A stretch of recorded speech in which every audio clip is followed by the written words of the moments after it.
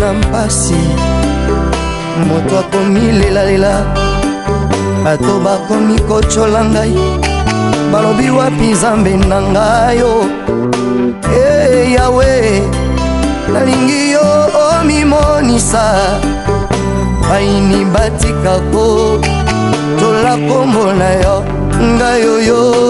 ngai bombo na yo lelo na belemi balula elongi otala mosali na yo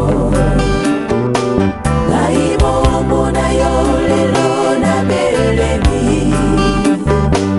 balula elongi otala mosali na yo motema oyo ezoki baputa nga nakomi komilelalela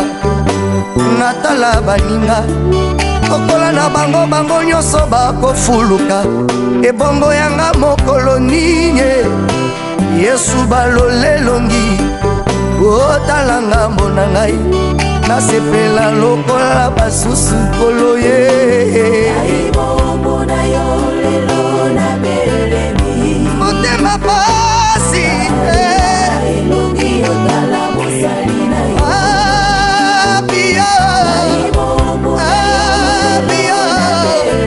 malolelongi mona ngai elongi otala mosali na yo amana komi kokana Mardoshe po likambo yayebi te Mardoshe mpe na lolendo nyonso aboyi kogumbamela moto ya mokili likopa ya mana esukaki na nzela Yawe atalisi bonzambe na ye amimonisi Mardoshe ministre bacoli oyo baluka ngai alingi basosola ete nzambo yanga aza na bomo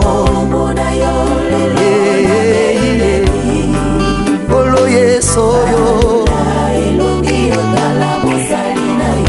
Alléluia Alléluia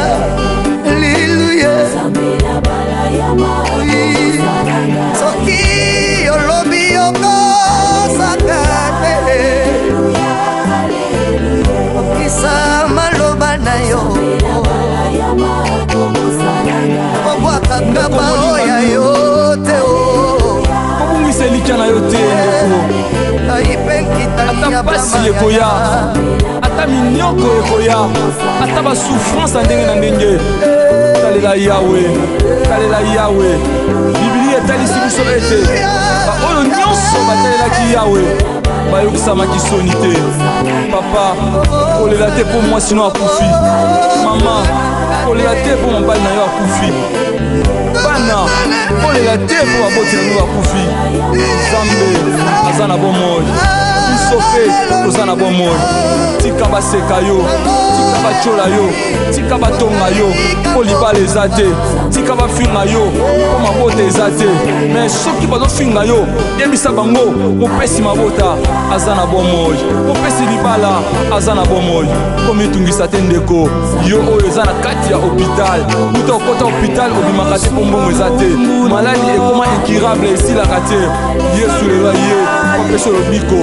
nzela ya loyembo oyo ndeko na nga oyo oza na kati ya prison ozomona ndenge okobandela te oza innocent bakoseli yo makambo ndeko zala na elikya epai na Yesu po ete baoyo nyonso bayaki epai na ye bazongaki ndenge moko te po ete Yesu apangusaka mpinzoli te me akausaka ndeko na nzela loyembo oyo tika Yesu akausa mpinzoli na yo tika Yesu akota likambo na yo tika Yesu apesa yo solution na ozoluka lelo na nzela loyembo oyo frère Pembo ayembi tika mitema na bino nyonso ebondisama ata boza na matanga ata boza na kati hôpital ata boza na kati ya prison Nzambe wana ayokela bino mawa Nzambe wana akitisa ngolu na ye likolo na bino ndeko talela Yawe talela Yawe okoyoka soni ata mokolo moko te haleluya haleluya